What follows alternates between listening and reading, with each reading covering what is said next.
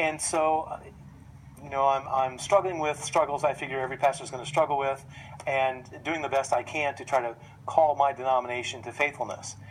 Unfortunately, as time went past, the theological meltdown became so dramatic that it brought me to a point of really having to re-examine the very foundational principles of Reformation theology and thought.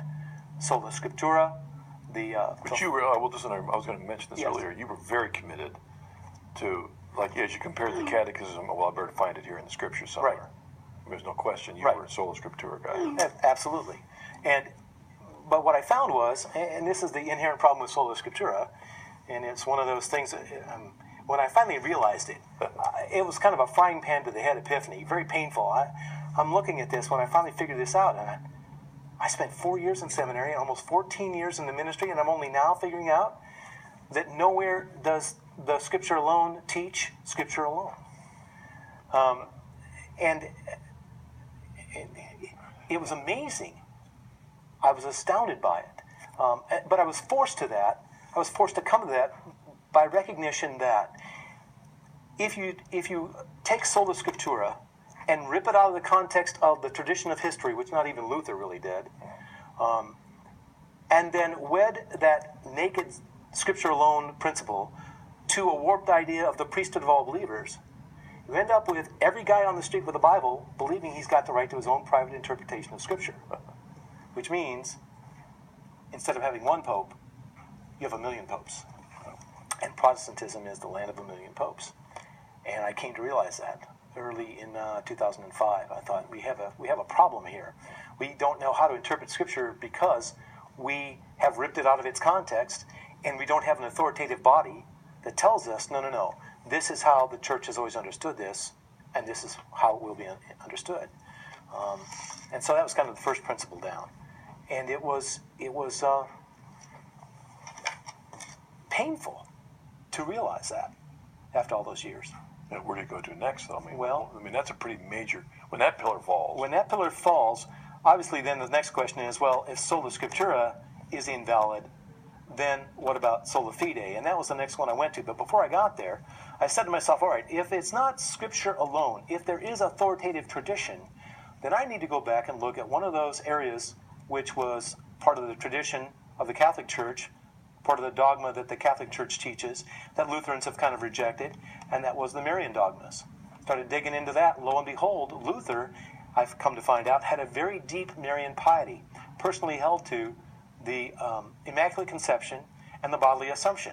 He said one could hold it as a matter of pious private opinion. So I said, well, if you can hold to those as a matter of pious private opinion, then there shouldn't be a problem with a Lutheran pastor using that ancient prayer discipline, meditating on the mysteries, a.k.a. the Rosary. So I, as a Lutheran pastor, began praying the Rosary, and I'll confess, I did so at first kind of utilitarian. It was like, I wonder if this works.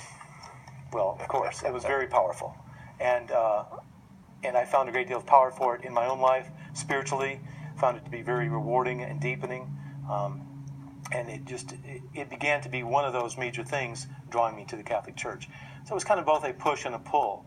The push was the theological meltdown of my denomination. The pull was the splendor of truth I began to see in the Catechism and in the depth of the Catholic teachings. Had you had any good Catholic witnesses growing up at all, or were you kind of just Had some good friends who were Catholic growing up, but probably the Catholic witness I had more near time was Father J. Scott Newman, who spoke at the general retreat of the Society of the Holy Trinity, back in 2000 and I want to say September 2000, and maybe it was 2003. And our theme that year was the unity or the disunity of the church. The keynote speaker got up. I don't recall much of what he said, but Father Newman got up right after him to respond, and he started using G.K. Chesterton's metaphor of the bark of St. Peter the ship, and how, very sympathetic to the Lutherans, Father Newman was, understood why, at the time, things were in rough shape, and Brother Martin had to create a lifeboat and get in it.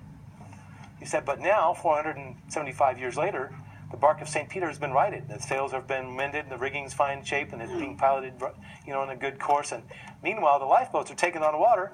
Maybe it's time to get back in the ship. Well, that didn't go over real big with this group of Lutheran pastors, but there were some of us that were intrigued by his challenge, and I would say that was where he and I started having conversations.